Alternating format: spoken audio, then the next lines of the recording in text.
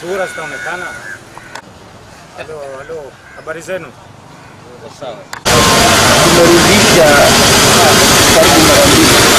Na nimetoa visa kama 20 na sasa hivi, lakini kwa bahati mbaya jana tu tukapata barua kutoka kwa embassy ya Qatar kwamba hawatakubali tena vijana mpaka vijana wawe na good conduct.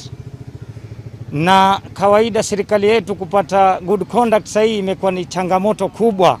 Visa zishatoka na vile tunataka good conduct itakuwa ni shida kupatikana. Tunaomba serikali iweke mikakati kupitia Bwana Matiang'i, hizi good conduct zipatikane kwa haraka ili hizi visa zisiweze kuexpire. Tafadhali Bwana Matiang'i, hebu jaribu utuweke mikakati tupate good conduct kwa haraka.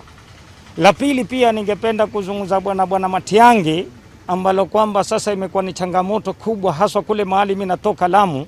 Mtu kupata pasipoti ni lazima atumie 30,000 ndo aweze kupata pasipoti. Manake mwanzo kuna kuja Mombasa kupigwa picha. Utoke Lamu mpaka Mombasa upigwe picha. Kisha urudi utoke tena Lamu mpaka Nairobi uende kwa vetting.